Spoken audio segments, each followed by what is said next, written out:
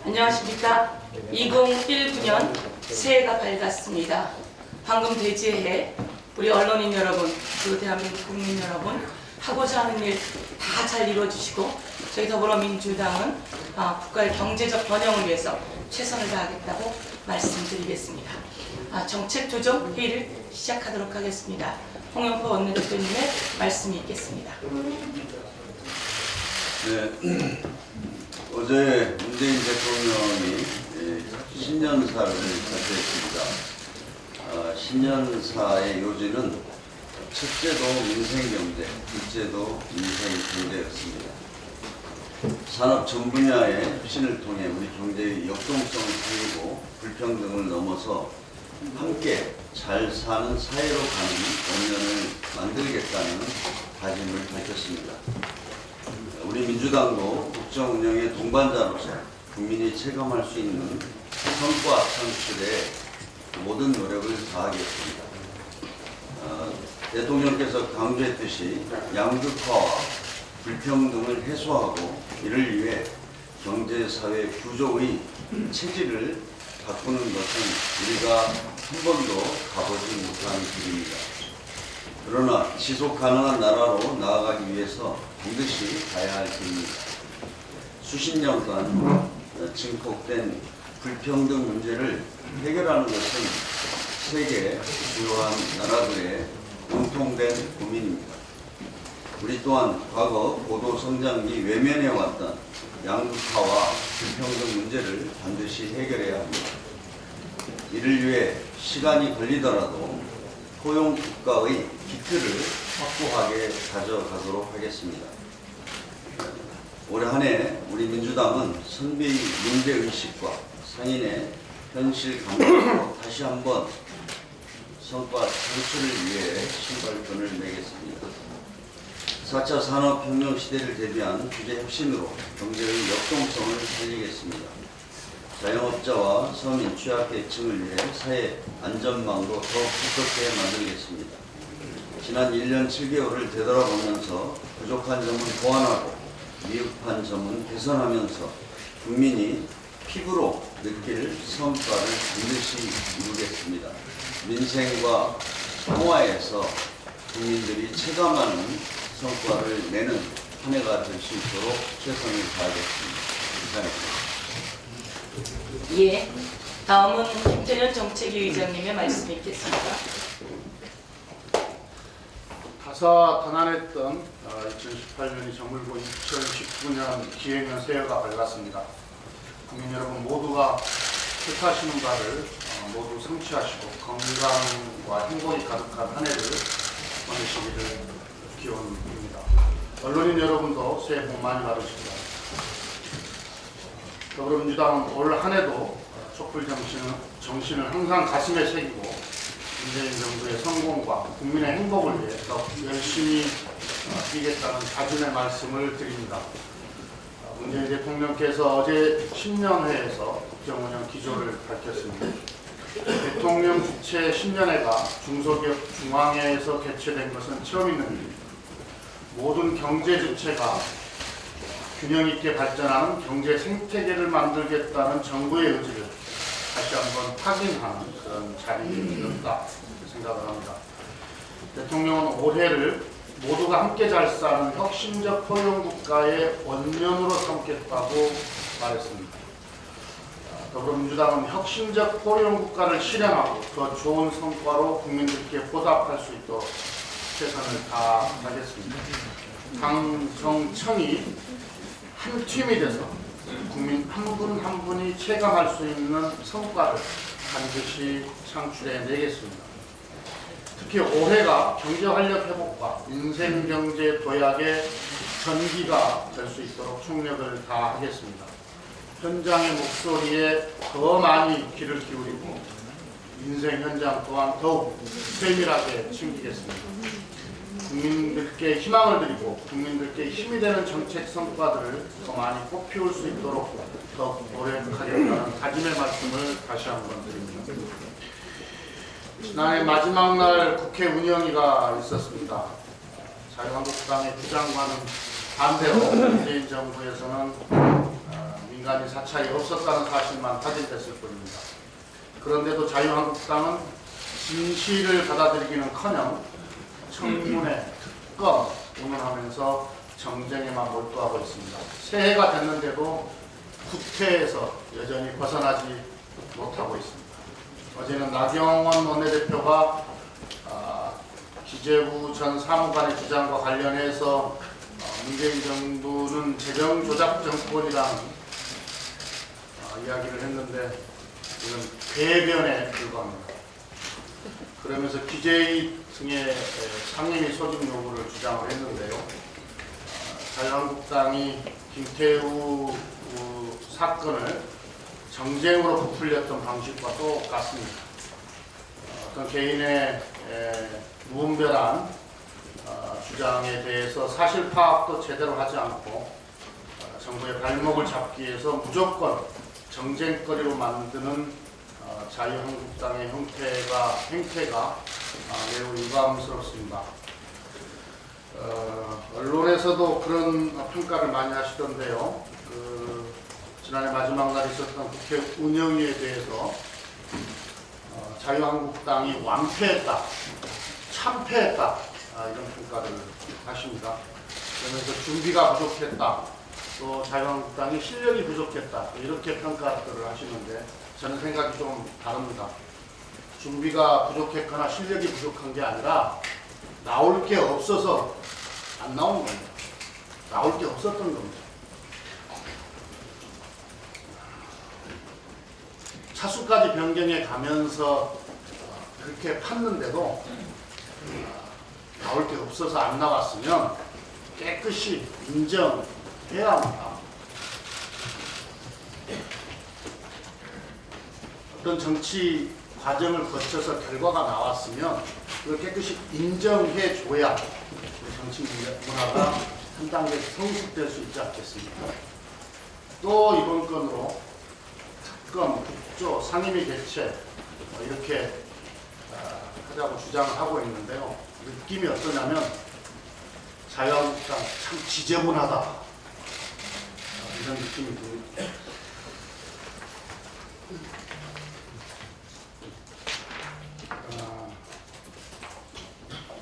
논란거리가 될 사안도 아닌 걸 가지고 자꾸 정쟁하고 정쟁으로 몰고 또 정쟁을 위해서 상임위 소집 요구 동의할 수가 없습니다. 민생 과제 해결에 쓰여야 할 소중한 시간을 쓸데없는 정쟁으로 허비해서는 안 됩니다. 지금 필요한 것은 민생 법안 처리를 위한 상임위 개최입니다. 유치원 3법, 공정경제 법안 등 국회가 아직 처리하지 못한 우리 국민들의 삶을 조금이라도 더 개선하기 위한 그런 민생 개혁 법안들을 논의하기 위한 상임위가 필요할 뿐입니다. 이상입니다. 예. 다음은 기재위 간사이신 김정우 의원의 말씀이 있겠습니다.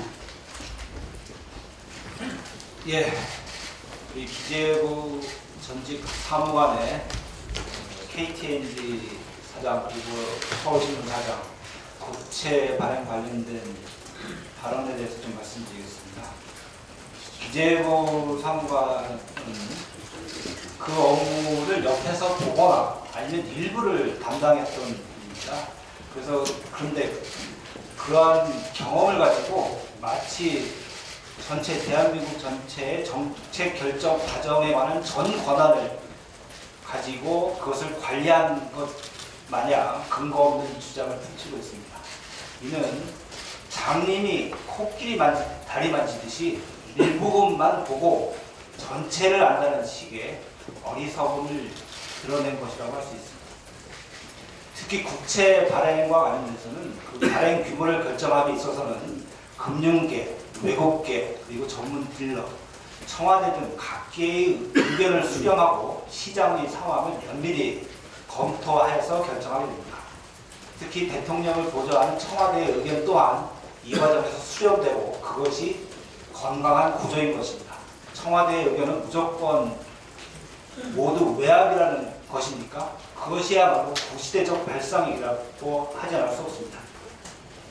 일각에서는 경제부처가 보이지 않는다 또는 청와대 정보라는 비판이 있습니다만, 저는 이번에 국채 발행과 관련돼서 국채 발행의 권한과 책임이 있는 기재부가 청와대 등 관련 기관의 의견을 충분히 수렴해서 결정한 것으로, 이것이 도리어 문재인 정부가 청와대 정부가 아니라는 것을 반증하는 것이다, 이렇게 말씀드리겠습니다.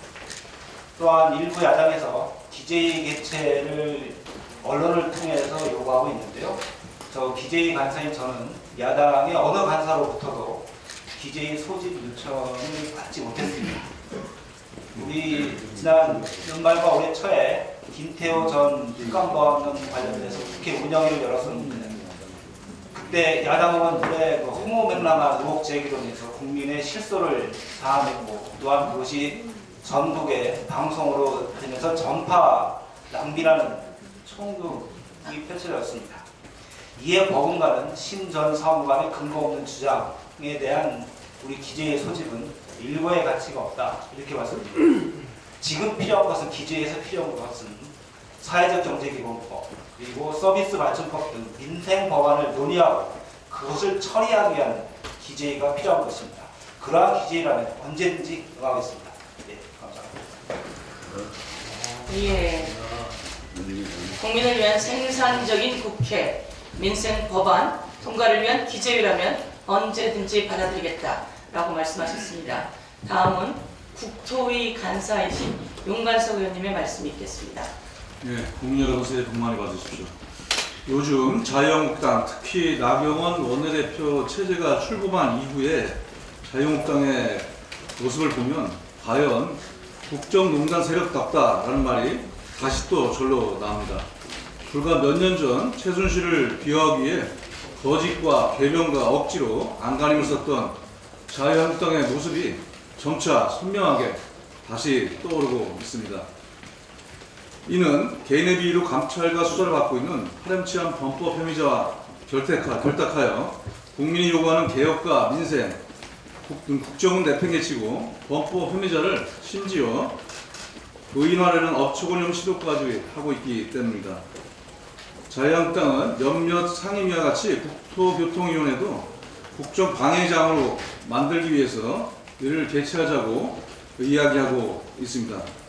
하지만 자유한국당, 특히 나경원 대표가 주도했던 지난 12월 30일 운영위원회에서는 근거 없는 무차별, 무책임한 폭로와 의혹 제기가 사실의 무게와 진실의 벽, 국민의 상식의 목소리에 그대로 침몰하고 좌초하자 당황한 나머지 이를 억지로 만회하고자 다시 관련 상임이라도 이를 개최를 요구하고 있습니다. 이는 또다시 국민이 요구하는 민생과 개혁은 뒷전으로 하고 근거 없는 의혹 제기를 통해서 상임마저 정쟁의 장으로 만들려고 하는 어처구니없는 요구로 즉각 이 정쟁 요구를 중단해야 합니다. 또한 내용적으로 보더라도 자유한국당이 상임위 긴급 현안질을 요구하는 국토교통위의 내용에는 확인되지 않은 의혹 수준의 내용으로 여러 가지 우려가 있습니다. 현재 수준에서 이런 내용을 근거로 해서 상임위 긴급 현안 질의가 열린다면 국회가 의혹의 대상인 분들의 명예를 심각하게 훼손시킬 수 있고, 또한 현재 진행 중인 감찰과 수사에 잘못된 영향을 줄 수도 있습니다. 무엇보다 지난 31일 국회 운영위에서 적나라하게 드러났듯이 확인되지 않은 사실에 근거한 무책임한 폭로로 국민들이 가장 싫어하는 비생산적인 정쟁만 일반시킬 가능성이 아주 높습니다. 따라서 지금 국토위를 포함한 상임위의 긴급 현안 질의 요청은 아주 부적절하고 맞지 않다고 생각을 합니다. 국민들은 해야 할 일은 많은데 가야 할 길이 멀다는 올해 교수신문 사자성어 임증도원의 상황에 공감하면서 새해부터는 국회가 생산적으로 활동하여 국민의 모든 일이 뜻대로 되는 마고소양이 되기를 간절하게 기대하고 있습니다.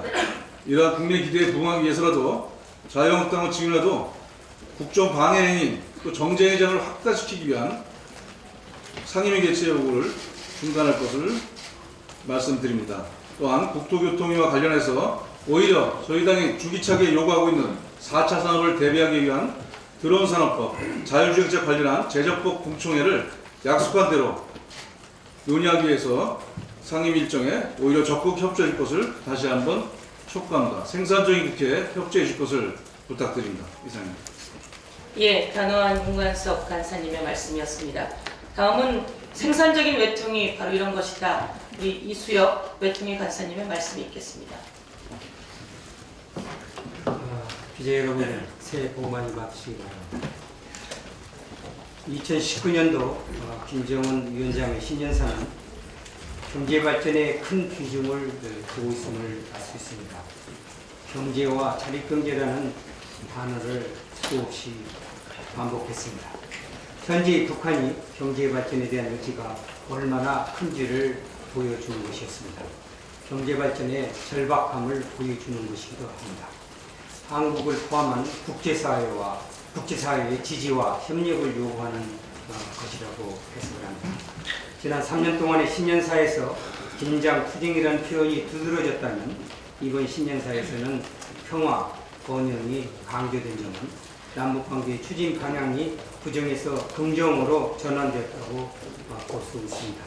인내심을 언급하면서 제재와 압박 지속 시 새로운 길 모습이라는 표현을 사용하기는 했지만 북한 주민들이 모두 듣는 신년사에서 완전한 비핵화를 처음으로 언급한 점은 비핵화 이행을 위한 김정은 위원장의 의지가 확실하다는 점에서 또 의미가 있다고 하겠습니다. 김정은 위원장의 제1차 북미 정상회담이 한반도의 평화와 안전을 보장하는 데 크게 기여하였다고 평가한 점, 향후 트럼프 대통령과 언제든 마주 앉을 준비가 되어 있다고 밝힌 점, 남북 간 합의들의 철저한 이행을 통해 평화와 번영을 이어가자고 표명하는 점 등에서 북한이 한반도의 완전한 비핵화와 항구적 평화 정착을 위해 지속적으로 노력하고 나아가려 하고 있음을 주목하고 판명합니다. 신년사 발표 형식면에서도 과거의 형식과는 완전히 다른 모습을 보여준 것을 국민들이 보았습니다. 보통 국가의 전환을 의미하는 것이기도 합니다. 저는 지난 12월 21일 비건 미국 대북 특별대표와 면담을 통해서 미국이 북한의 단계적인 비핵화 조치와 연동된 상응 조치가 담긴 협상 로드맵을 완성했고 북한에 설명할 기회를 찾고 있다는 점을 확인한 바 있습니다. 올해는 작년의 정상회담을 기초로 해서 남북관계가 추동하는 북미 관계의 획기적인 발전을 통해 한반도의 항구적 통화체제가 수립되는 한 해가 되기를 간절히 기원합니다. 또 그렇게 되리라고 확신을 합니다. 감사합니다. 예, 감사합니다. 다음은 제3정조 위원장이신 이원욱 의원님의 말씀이 있겠습니다.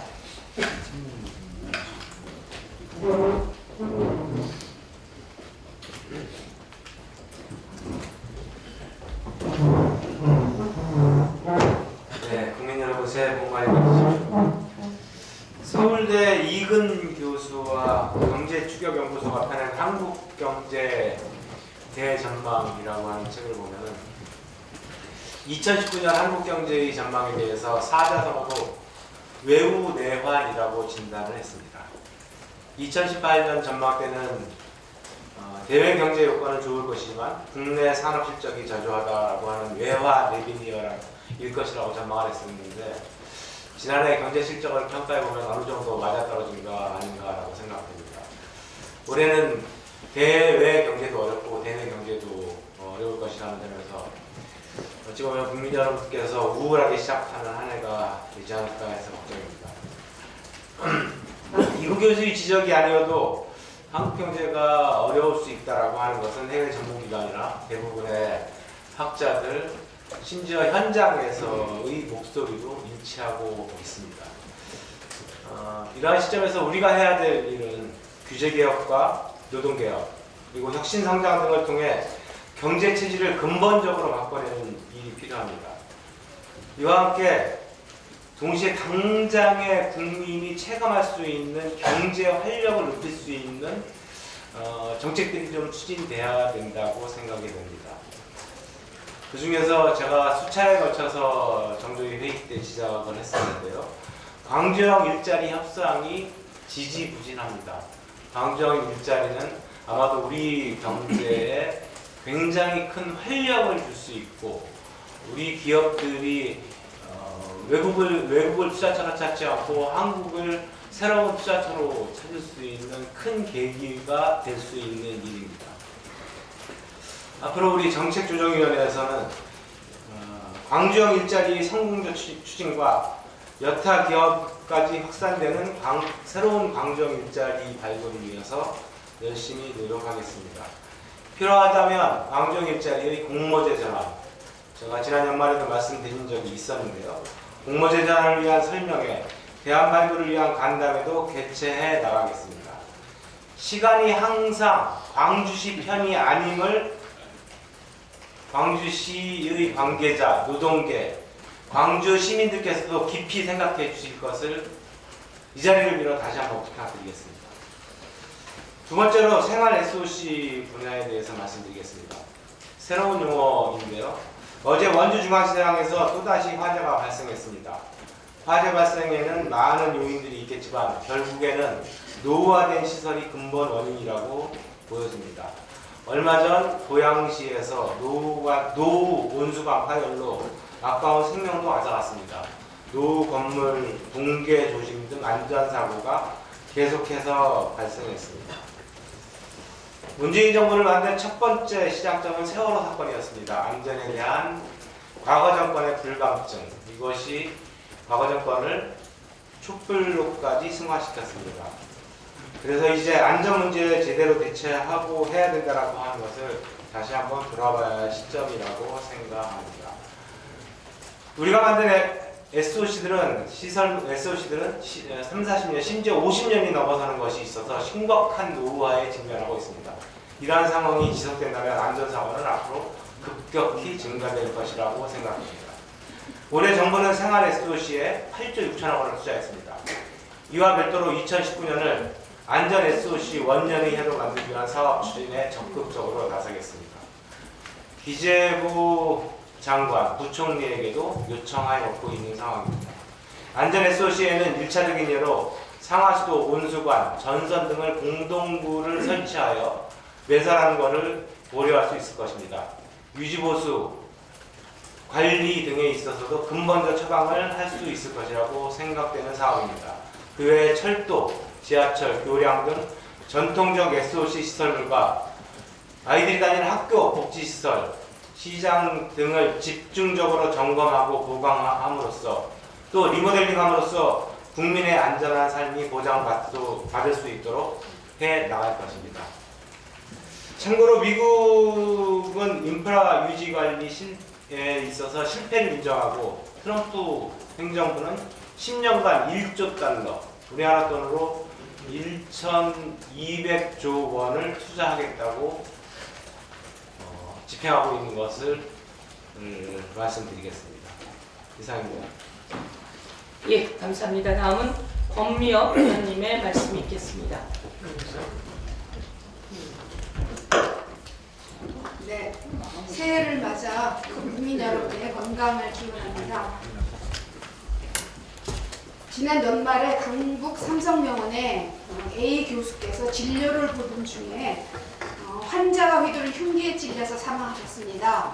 삼가 애도를 표합니다. 정신질환 치료에 각별한 애정을 가지셨던 분이기 때문에 특히 더 안타까움을 표합니다. 더불어민주당은 이분의 죽음이 헛되지 않도록 노력하겠습니다. 그래서 의료 현장에서 일하시는 의료진들이 안심하고 일할 수 있도록 관련법 개정을 검토하려고 합니다. 우선 의료법 개정입니다. 응급실의 경우에는 응급의료에 관한 법률 일부 개정안이 통과돼서 처벌이 강화되었습니다만 응급실 외의 진료실에서 발생한 폭행에 대해서는 벌칙은 규정하고 있지만 개정 전 수준에 머물러 있고 또 반의사 불벌죄에 해당돼서 처벌 유무가 불투명합니다. 따라서 응급실 외에서 발생한 의료인 폭행에 대해서도 처벌을 강화하는 법을 검토하겠습니다. 다음으로는 정신건강복지법 개정입니다. 이번 사건의 가해자는 정신질환으로 입원 치료를 받았던 경력이 있지만 예약 없이 1년 만에 병원에 내원하였고 사건 당일까지 외래 진료를 받지 않았습니다. 때문에 퇴원한 중증 정신질환자의 지역사회 내 관리 부실에 대한 비판이 있었습니다. 정신건강복지법에는 외래 치료를 강제하는 조항이 있지만 실효성이 거의 없어서 거의 실행되지 못하고 있었습니다. 또한 중증 정신질환자는 퇴원 후 지역 정신건강증진센터에 등록해서 관리를 받도록 공고가 되지만 환자 동의가 필요해서 전체 중증 정신질환자 중에서 지역 정신건강 서비스에 등록된 환자의 비율은 약 30%에 불과합니다. 이렇게 중증 정신질환자는 필요한 경우에 퇴원 이후에도 지역사회에서 지속적인 치료를 받을 수 있도록 외래 치료 명령제를 강화하고 전문가가 필요하다고 인정할 경우에는 동의가 없이도 퇴원 사실을 지역 정신건강보호센터에 알릴 수 있도록 정신건강복지법을 개정하는 것을 검토하겠습니다. 법 개정회에 가칭 안전한 진료 환경 구축을 위한 TFT를 구성해서 우리 당 그리고 보건복지부, 대한의사협회 등 관련 협회가 참여해서 진료실 내의 대피 방법이나 폭력 사건 발생 시 신고 체계, 그리고 피해자 보호를 위한 병원 내 규정 마련 등 의료인 보호를 위한 매뉴얼을 마련할 것입니다. 끝으로 우리 당은 이번 사건으로 정신질환 환우들에 대한 사회적 편견이 생기지 않도록 하는 것에도 심혈을 기울일 것을 약속합니다. 이상입니다. 예, 다음은 김병욱 의원님께서 말씀해 주세요.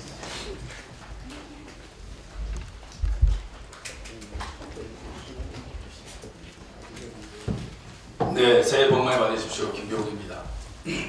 우리 존경하는 김정우 기재위 간사께서 신재민 전 사무관 건에 대해서 말씀을 드리는데요. 조금만 더 첨언하고자 합니다. 저희가 국회에 들어와서 기재부 공무원들을 만나면 그런 말씀들을 많이 하십니다. 나라의 국가는 우리가 책임집니다. 네, 당연하죠. 그럴 정도의 책임감과 소명감으로 열심히 나라 예산을 챙기고 세수 확대를 위해서 노력하시는 기재부 공무원들에게 감사의 말씀을 드립니다. 그런데 이번에 신재민 전 사무관 건을 보면서 이런 그 기재부의 자신감, 그 다음에 기재부의 나라 사랑하는 마음이 너무 과하게 발동돼서 기재부 만능주의 또는 초엘리트주의로 가고 있지 않은가라는 생각도 갖게 됩니다. 기재부라는 것이 나라의 세수와 세출을 어떻게 하면 균형적으로 잘 맞춰나가고 경기의 동향, 금리의 상황, 국제관계 그리고 모든 여건을 감안을 해서 나라의 살림을 이끌어가는 부처이죠. 따라서 경제 각 부처, 특히 대통령 중심제 국가에서 청와대와 조율하는 것은 아주 당연하고 기본적인 업무라고 생각합니다. 물론 최종적인 결정은 기재부가 내리는 것이죠. 기재부가 추안을 잡고 여러 부처 청와대 업무 협의하고 그 다음에 기재부 결정 내리는 이런 과정에서 다양한 얘기가 오갈 수가 있고 다양한 목소리가 노출될 수 있습니다. 그런 것들은 우리가 좀 더 나은 대한민국을 만들어가는 과정이라고 보고요. 그런 것들이 일부 외부에 과하게 노출되면서 특정 사무관의 입장이 과장되지 않았나 생각하고 그것을 그대로 생중계하는 일부 야당 때문에 이러한 사건이 벌어지고 있지 않나 생각합니다. 적자 국채 문제는 저는 그렇게 봅니다. 국채라는 것이 나라 살림에 있어서 세수와 관련이 많죠. 세수가 많이 거치면 국채를 덜 발행하고 세수가 덜 거치면 더 발행하고 할 수는 있지만 꼭 그게 정답은 아닙니다. 세계 인력은 있다 하더라도 더 나은 미래를 위해서 미리 현금을 확보할 수 있는 그런 채권을 발행할 수도 있는 거예요. 그리고 다양한 의견을 갖고 내부에서 논의는 항상 할 수 있다고 봅니다. 제 기억으로 2017년 추경 때 국채를 1조 2천억 상한을 했습니다. 그때 일부 야당도 상한하자고 주장을 했고 상한을 했던 시점이 제 기억으로는 8월쯤 되거든요. 11월에 다시 이제 국채를 어떻게 할 것인가 논의를 하고 있지 않습니까? 그렇듯이 다양한 의견이 논의되고 있는 것이 기재부 내라고 봅니다. 그런데 문제는 뭐냐? 신재민 전 사무관의 얘기를 들어보면 2017년도 국채 발행을 늘리는 것이 마치 박근혜 정부의 부채 비율을 높여서 이후 문재인 정부의 재정 운영에 부담을 주지 말자 이렇게 이런 목적으로 적자 국가 채무 늘리는 것을 논의를 해왔다고 적혀 있습니다. 저는 그게 도저히 이해가 안 갑니다. 2017년이 어떤 해입니까? 3월달에 박근혜가 탄핵당하고 5월달에 장미 대선을 통해서 문재인 정부가 출범한 해입니다. 그리고 박근혜 대통령은 거의 일을 안 했던 시기입니다.